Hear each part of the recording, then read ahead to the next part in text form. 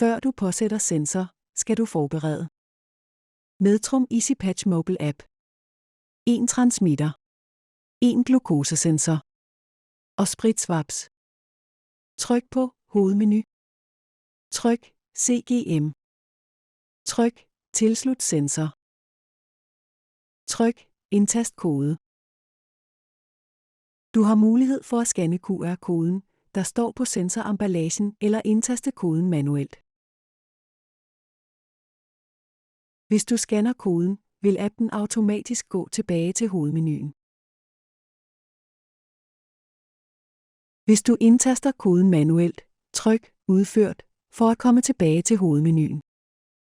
Vask dine hænder og lad dem tørre.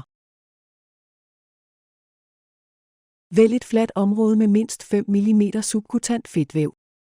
Rengør området med spritsvaps og lad det lufttørre. Åbn sensoremballagen. Udtag forsigtigt sensoren. Benyt din tommel og pegefinger til at knække sikkerhedslåsen af. Fjern de 2 plasterstrimler. Undgå at berøre det klæbende plaster. Placer sensoren lodret bag på overarm. Hold sensorindføreren i nogle sekunder til den klæber godt til din hud.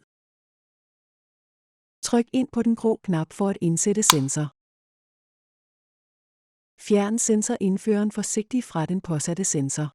Bortskaf indføreren i en kanyleboks eller punkturfast beholder. Nu er det tid til at påsætte din transmitter. Trekant-symbolet på transmitteren passer med den runde del af sensoren. Hold transmitter parallel med sensor.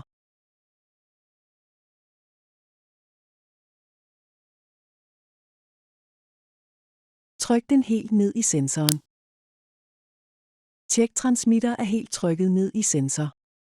Lysindikator vil blinke 3 gange efter korrekt placering. 6 yderligere blink vil komme inden for 1 minut, indikerer systemtjek er fuldført. Kør din finger rundt langs plasterkanten for at sikre, at sensoren forbliver tæt klæbet til din hud.